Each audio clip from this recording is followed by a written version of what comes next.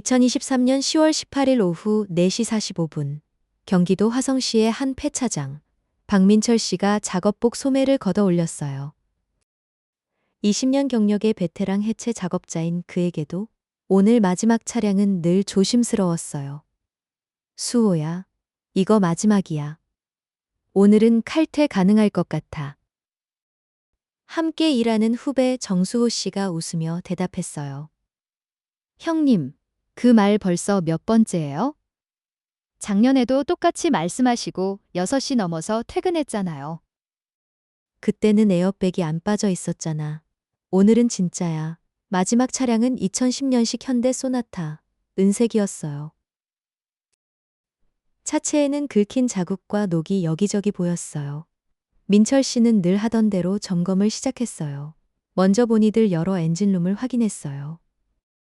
오일은 이미 빠져 있었고 배터리도 제거된 상태였죠. 좋아, 엔진룸 클리어. 다음은 실내였어요. 앞좌석을 확인하고 뒷좌석 밑을 살폈어요. 조수석 서랍도 열어봤어요. 에어백 제거 여부도 체크했어요. 모든 게 정상이었어요. 자, 이제 트렁크만 확인하면 되는데. 민철 씨가 트렁크 열쇠를 돌렸어요. 뚜껑이 천천히 올라갔어요. 그 순간 이상한 소리가 들렸어요. 후, 후, 숨소리였어요. 아주 약하고 끊어질 듯한 숨소리. 뭐지? 민철 씨가 손전등을 켰어요. 트렁크 안구석에 뭔가 움직이는 게 보였어요. 희끗희끗한 털, 마른 몸, 그리고 반쯤 감긴 눈, 개였어요. 진돗개였어요. 세상에, 민철 씨의 손이 떨렸어요. 개는 민철 씨를 쳐다봤지만 일어서지 못했어요. 아니, 일어설 힘조차 없는 것 같았어요. 갈비뼈가 훤히 드러났고 털은 떡져 있었어요. 트렁크 바닥에는 오래된 소변 자국과 마른 배설물이 있었어요. 한쪽에는 빗물이 고인 흔적도 보였어요.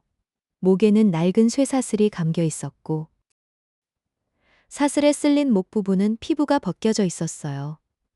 수호야, 수호야. 이리 와봐. 민철 씨가 소리쳤어요. 수호 씨가 달려왔어요. 왜 그러세요? 형님? 트렁크 안에 개가 있어. 살아있어.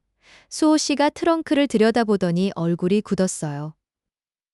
이게 무슨... 누가 이런 짓을... 지금 119 불러. 그리고 동물보호센터도. 빨리. 민철 씨가 조심스럽게 손을 내밀었어요. 개는 으르렁거릴 힘도 없었는지 그냥 민철 씨의 손을 바라봤어요. 괜찮아, 괜찮아. 이제 안전해. 민철 씨가 개의 머리를 쓰다듬자 개가 천천히 눈을 감았어요. 눈물이 흘러내리는 것 같았어요.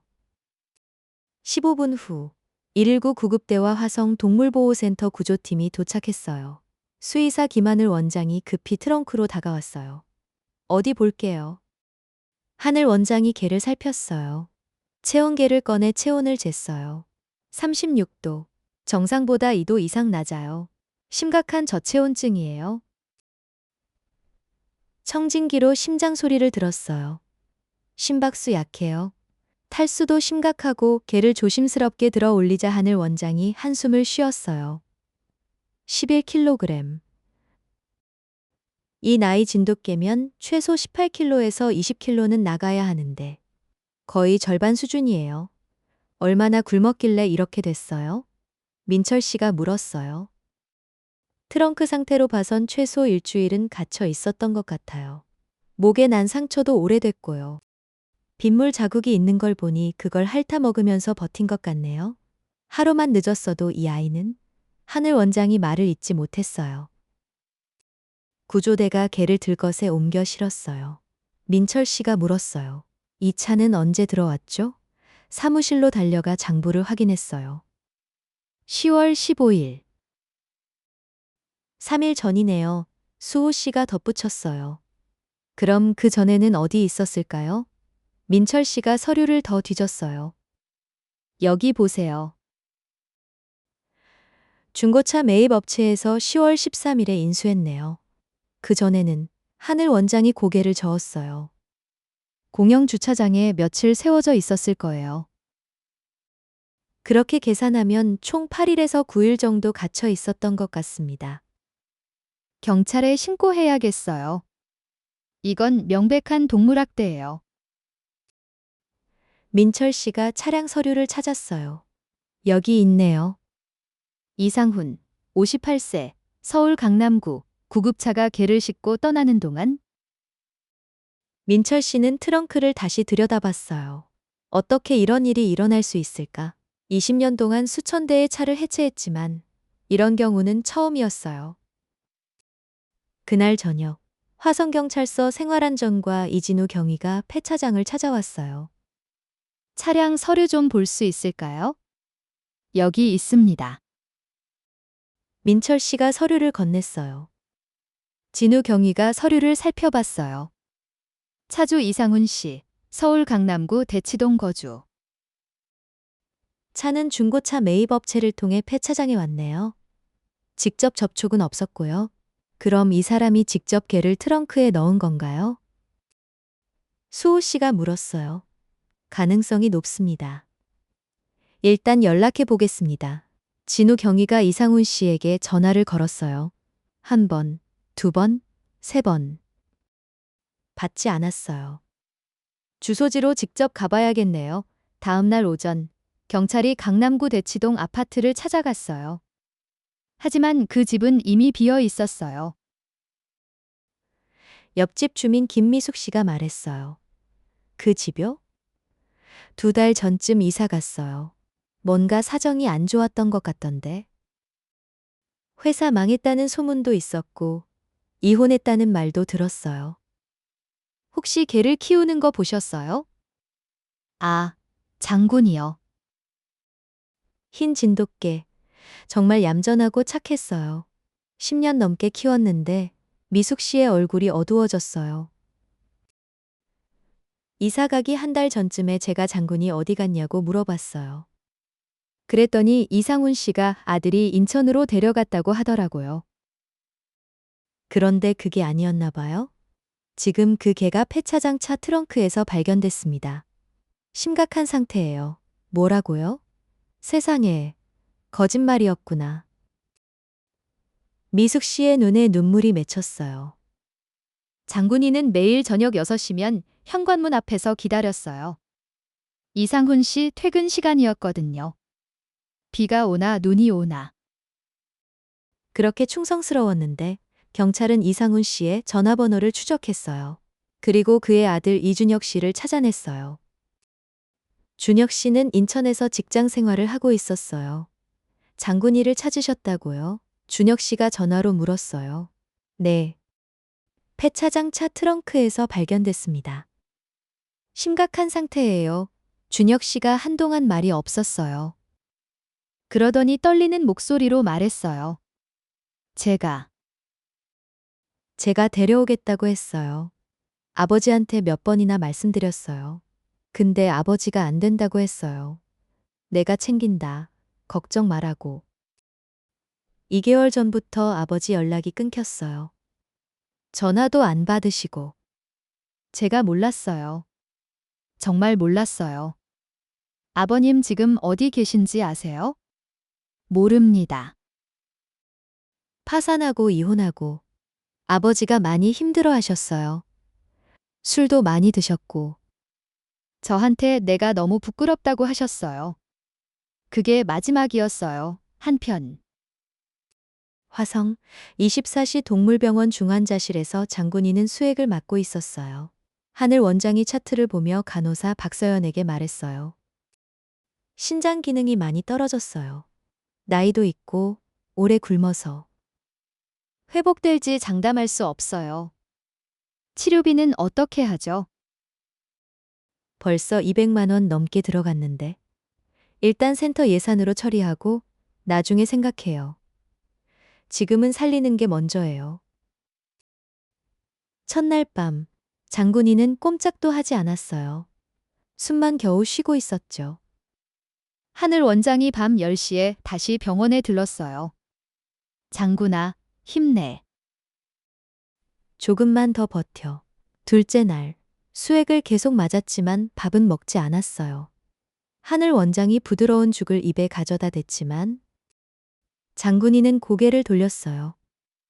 아직 사람을 믿지 못하는구나. 셋째 날 아침, 장군이가 조금 움직였어요.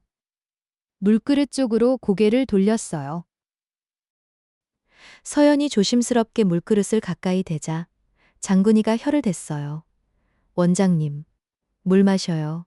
잘했어. 장군아, 정말 잘했어. 넷째 날, 하늘 원장이 다시 죽을 가져왔어요. 이번에는 장군이가 조금 핥았어요. 아주 조금이지만 처음으로 먹은 거였어요. 그래, 그렇지. 먹어야 살지. 다섯째 날, 장군이가 고개를 들 수 있었어요. 눈의 초점도 조금씩 돌아왔어요. 하늘 원장이 장군이의 목을 쓰다듬었어요. 많이 아팠지? 이제 괜찮아. 일주일이 지나자. 장군이는 죽을 반 그릇 먹었어요. 하지만 뒷다리는 여전히 약했어요. 일어서려고 하면 비틀거렸죠. 오래 누워 있어서 근육이 많이 약해졌어요. 나이도 있고. 물리치료가 필요할 거예요. 하늘 원장이 설명했어요. 그 사이 민철 씨가 장군이 이야기를 자신의 페이스북에 올렸어요. 폐차장 트렁크에서 10년 키운 진돗개를 구했습니다. 도와주세요. 사진과 함께 올린 글은 하루 만에 5만 건 넘게 공유됐어요. 댓글이 쏟아졌어요. 이상훈을 찾아서 처벌해야 합니다. 장군이 힘내세요. 10년을 키우고도 이럴 수 있나요? 치료비 후원 계좌 알려주세요. 민철 씨가 수호 씨에게 핸드폰을 보여줬어요. 수호야, 이 댓글 좀 봐. 저도 10년 키운 개가 있는데 절대 이럴 수 없어요. 이건 학대가 아니라 살인 미수예요 라고 쓰여 있어. 사람들 반응이 엄청나네요. 형님, MBC와 SBS에서 연락이 왔어요. 취재를 하고 싶다고 했죠? 뉴스에 나가자 더 많은 사람들이 관심을 가졌어요. 후원금이 모이기 시작했어요. 3일 만에 800만 원이 모였어요. 하늘 원장이 민철 씨에게 전화했어요. 민철 씨, 후원금이 이렇게 많이 모일 줄 몰랐어요. 치료비 걱정은 안 해도 될 것 같아요. 다행이네요. 장군이 상태는 어때요? 조금씩 나아지고 있어요. 오늘은 죽을 한 그릇 다 먹었어요. 근데 여전히 혼자 서지는 못해요. 제가 내일 퇴근하고 들를게요. 그리고 열흘 후 이상훈 씨가 변호사를 통해 경찰에 연락했어요. 제 의뢰인은 출석하겠다고 합니다. 하지만 고의가 아니었음을 밝히고 싶습니다. 이틀 후 이상훈 씨가 화성경찰서에 나타났어요. 머리는 하얗게 새었고 옷은 구겨져 있었어요. 지친 얼굴이었어요. 진우 경위가 조서를 펼쳤어요. 사실대로 말씀해 주시죠. 왜 개를 트렁크에 넣었습니까? 이상훈 씨가 떨리는 목소리로 말했어요. 작년에 회사가 망했어요. 건설업을 했는데 부도가 났어요. 빚이 7억이 넘었고 집도 경매로 넘어갔어요. 그가 잠시 말을 멈췄어요. 부인이 이혼을 요구했어요. 당연했죠. 제가 모든 걸 잃게 만들었으니까. 아들도 저를 원망했어요. 그 와중에 장군이만 저를 반겨줬어요. 매일 저녁 6시면 현관 앞에서 기다리고 있었어요. 그런 개를 왜 버렸습니까? 버린 게 아니에요. 이상훈 씨의 목소리가 갈라졌어요. 센터에 맡기려고 했어요. 차 팔기 전날 장군이를 센터에 데려가려고 했어요. 근데 그날 아침부터 술을 마셨어요. 3개월 동안 매일 마셨어요. 그날도 마찬가지였어요. 그가 얼굴을 감쌌어요. 정신과 의사 선생님이 그러더라고요. 제가 심한 우울증이 있대요. 단기 기억력도 떨어지고 판단력도 흐려진다고. 그날 오전에 차를 팔았어요. 매입 업체 사람이 집 앞까지 왔고, 서류 쓰고, 차 키 주고, 그리고 잊어버렸어요. 장군이가 트렁크에 있다는 걸. 진우 경위가 물었어요. 왜 트렁크에 넣었습니까? 센터 가기 전에 장군이가 도망갈까봐 잠깐만 넣어둔 거였어요. 10분만요. 옷 갈아입고 차 열쇠 찾고. 근데 그 사이에 매입 업체에서 전화가 왔어요. 지금 바로 와야 한다고. 안 그러면 다음 주로 미뤄진다고. 저는 돈이 급했어요. 당장 내일 고시원 월세를 내야 했어요. 그래서 그냥 나갔다는 겁니까? 걔를 트렁크에 넣어둔 채로? 정말. 정말 잊어버렸어요. 매입 업체 사람 만나고, 서류 쓰고, 현금 받고. 그리고 돌아왔을 때 차가 없었어요. 그제야 생각났어요. 장군이가. 장군이가 트렁크에. 이상훈 씨가 울기 시작했어요. 전화했어요. 매입 업체에. 근데 이미 폐차장으로 넘어간 후였어요. 폐차장 전화번호를 달라고 했는데 개인정보라고 안 알려주더라고요. 제가 직접 찾아갔어요. 경기도에 있는 폐차장 5군데를. 근데 못 찾았어요. 어느 폐차장인지 몰랐어요. 그가 얼굴을 들었어요. 눈이 빨갛게 충혈되어 있었어요. 저도 알아요. 이게 얼마나 말도 안 되는 변명인지. 10년을 키웠는데 어떻게 잊어버릴 수 있냐고? 저도 저를 용서 못해요. 매일 밤 악몽을 꿔요. 장군이가 트렁크 안에서 저를 부르는 꿈을. 진우 경위가 잠시 침묵했어요. 그러고는 말했어요. 동물보호법 위반으로 최대 3년 징역 또는 3천만 원 이하 벌금형을 받을 수 있습니다. 그리고 장군이를 한번 보시겠습니까? 이상훈 씨가 고개를 들었어요. 볼 수 있나요? 수의사 선생님께 허락을 받아야 합니다. 하지만 장군이가 거부하면 보실 수 없습니다. 며칠 후 하늘 원장의 허락하에 이상훈 씨가 병원을 찾았어요. 민철 씨도 함께 있었어요. 이상훈 씨가 중환자실 문 앞에 섰어요. 손이 떨렸어요. 문을 열기가 두려웠어요. 민철 씨가 말했어요. 들어가세요. 하지만 장군이가 싫어하면 바로 나오셔야 합니다. 이상훈 씨가 천천히 문을 열었어요. 장군이는 담요 위에 누워 있었어요. 예전보다 조금 살이 올랐지만 여전히 마른 편이었어요. 이상훈 씨의 발소리를 듣고 장군이가 고개를 들었어요. 두 눈이 마주쳤어요. 잠시 시간이 멈춘 것 같았어요. 장군이는 이상훈 씨를 봤어요.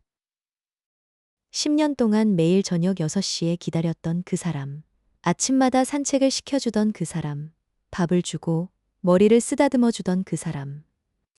그리고 자신을 트렁크에 넣고 떠난 그 사람. 장군이가 천천히 고개를 돌렸어요. 담요 쪽으로. 이상훈 씨에게서 등을 돌렸어요. 꼬리를 흔들지 않았어요. 일어나지도 않았어요. 아무 반응도 하지 않았어요. 이상훈 씨가 무릎을 꿇었어요. 장군악 목소리가 떨렸어요. 미안해. 정말 미안해. 눈물이 흘러내렸어요. 나 때문에 내가 이렇게 됐어. 나는 정말 나쁜 놈이야. 10년 동안 너는 나를 한 번도 배신하지 않았는데 장군이는 여전히 고개를 돌린 채였어요. 이상훈 씨의 목소리를 듣지 않으려는 것 같았어요. 아니, 듣기 싫은 것 같았어요. 이상훈 씨가 일어섰어요. 더 이상 말을 할 수 없었어요. 장군이가 자신을 거부한다는 걸 알았어요. 그럴 자격이 없다는 것도 알았어요. 문을 나서기 전 이상훈 씨가 민철 씨에게 말했어요. 부탁합니다. 제가 할 수 없는 일을 선생님이 해주세요. 장군이를 부탁합니다. 민철 씨는 아무 말도 하지 않았어요. 그저 고개만 끄덕였어요. 그날 저녁, 민철 씨는 집에 돌아와 아내 박은정 씨와 아들 박지훈에게 말했어요. 장군이를 우리가 데려오면 어떨까? 아내가 놀라서 물었어요. 여보, 그 개 나이가 12살이라며? 병도 있고 치료비도 많이 들잖아. 알아. 후원금이 800만 원 모였는데 치료비로 300만 원 쓰고 남은 돈으로 6개월은 버틸 수 있대. 그 후에는 내가 부담하면 돼. 지훈이가 끼어들었어요. 아빠가 장군이를 구했잖아요. 이제 끝까지 책임져야죠. 저도 돕고 싶어요. 아르바이트해서 사료비 벌게요. 은정 씨가 남편과 아들을 번갈아 봤어요. 그리고 한숨을 쉬었어요. 하지만 화난 한숨이 아니었어요. 한 가지 조건이 있어요. 만약 장군이가 우리 가족을 힘들게 하면 그때는 다른 방법을 찾는 거예요. 알았죠? 고마워요. 여보. 우리 남편이 원래 이런 사람이었지? 그래서 결혼했잖아. 알았어. 데려와요. 3주 후 장군이는 퇴원했어요. 걸음은 느렸지만 혼자 걸을 수 있었어요. 하늘 원장이 마지막 처방전을 건네며 말했어요. 신장 기능이 많이 회복됐어요. 하지만 완전히 정상은 아니에요. 특별한 사료를 먹어야 하고 약도 매일 먹어야 해요. 그리고 무리하게 운동시키면 안 돼요. 알겠습니다. 잘 챙기겠습니다. 민철 씨의 집 마당에는 작은 계집과 따뜻한 전기 매트가 준비되어 있었어요. 지훈이가 직접 고른 부드러운 담요도 있었어요. 장군이가 차에서 내려 마당을 둘러봤어요. 처음 보는 곳이었어요. 낯선 냄새, 낯선 소리. 장군이는 잠시 망설였어요. 지훈이가 다가와 무릎을 꿇었어요. 장군아, 이제 여기가 내 집이야. 무서워하지 마. 우리가 너를 지킬게. 장군이가 지훈이를 봤어요. 그리고 천천히 계집 쪽으로 걸어갔어요. 안을 들여다보고 조심스럽게 들어갔어요. 담요에 몸을 뉘었어요. 그날 밤 지훈이가 마당에 나가 장군이 옆에 앉았어요. 장군아, 무섭지? 나도 처음에는 무서웠어. 새 학교 갔을 때 아무도 모르는 곳에서 혼자 있는 게 얼마나 무서운지 알아. 근데 괜찮아. 시간이 지나면 익숙해져. 그리고 우리가 있잖아. 장군이가 지훈이를 봤어요. 그리고 천천히 지훈이 쪽으로 머리를 기댔어요. 아주 조금, 정말 조금. 지훈이가 장군이를 쓰다듬었어요. 민철 씨가 창문 너머로 그 모습을 지켜봤어요. 아내가 옆에서 말했어요. 잘했어요, 여보. 지훈이 표정 좀 봐요. 저렇게 웃는 거 오랜만에 보네요. 응. 장군이한테도 좋고 지훈이한테도 좋을 것 같아. 한 달 후. 이상훈 씨는 1년 징역에 집행유예 2년, 사회봉사 200시간, 동물 사육 금지 5년 처분을 받았어요. 판사는 판결문에서 이렇게 말했어요. 피고인의 행위는 명백한 동물학대입니다. 하지만 피고인이 심각한 우울증을 앓고 있었고 고의성이 약했으며 사후에 장군이를 찾으려 노력했다는 점을 참작했습니다. 다만 생명을 돌보는 일에는 변명이 있을 수 없습니다. 이상훈 씨는 변호사를 통해 매달 50만 원씩 장군이 양육비를 보내기 시작했어요.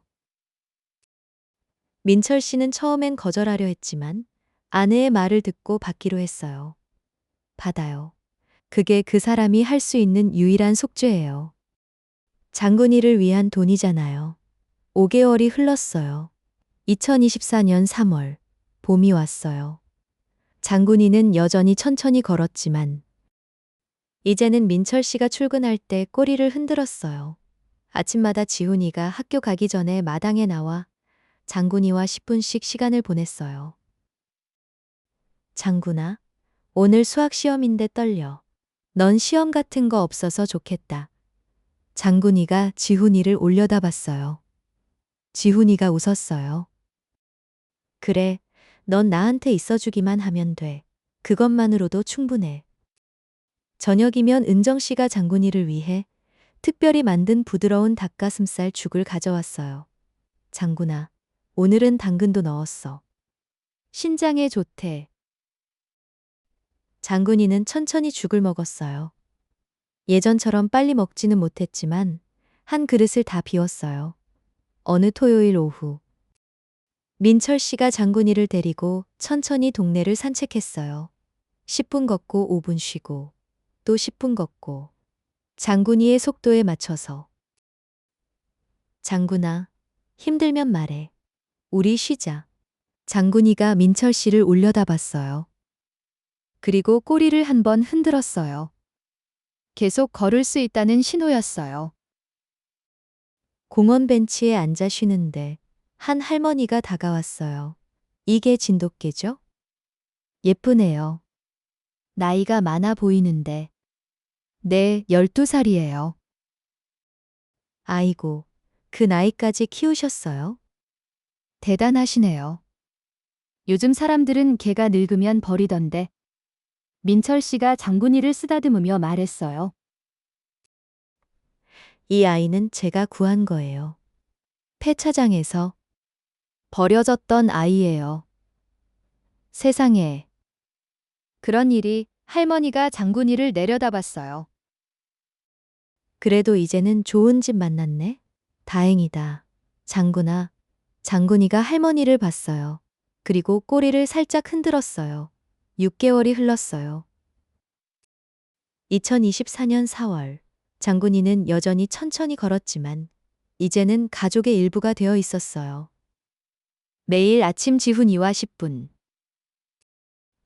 저녁에 민철 씨와 산책 20분, 밤에는 은정 씨가 준비한 약과 사료, 그리고 주말이면 온 가족이 마당에 앉아 장군이와 시간을 보냈어요. 어느 일요일 오후, 가족이 마당에 모여 앉았어요. 햇살이 따뜻했어요. 장군이는 지훈이 무릎에 머리를 기댄 채 눈을 감고 있었어요. 민철 씨가 말했어요. 장군아, 행복해? 장군이가 눈을 떼지 않은 채 꼬리를 한번 흔들었어요. 작지만 분명한 신호였어요. 그날 이후로 민철 씨는 폐차장에서 차를 점검할 때마다 더 꼼꼼히 확인했어요. 트렁크는 물론이고 뒷좌석 및 조수석 서랍, 심지어 엔진룸까지. 수호 씨가 물었어요. 형님, 왜 그렇게 꼼꼼히 보세요? 혹시 모르니까? 뭐가요? 또 다른 장군이가 있을지? 우리가 놓칠 수도 있잖아. 수호 씨가 고개를 끄덕였어요. 그리고 자신도 더 꼼꼼히 점검하기 시작했어요. 대한민국에서는 노령견이나 아픈 개의 입양률이 5%도 되지 않아요. 하지만 장군이처럼 그들도 여전히 사랑받을 자격이 있어요. 혹시 여러분 주변에서 도움이 필요한 동물을 보신다면 잠깐이라도 관심을 가져주세요. 여러분의 작은 관심 하나가 한 생명의 마지막을 바꿀 수 있으니까요. 오늘도 장군이는 민철 씨 집 마당에 누워 있어요. 따뜻한 봄 햇살 아래에서요. 이제 장군이는 안전해요. 그리고 사랑받고 있어요. 늦었지만 아직 늦지 않았어요.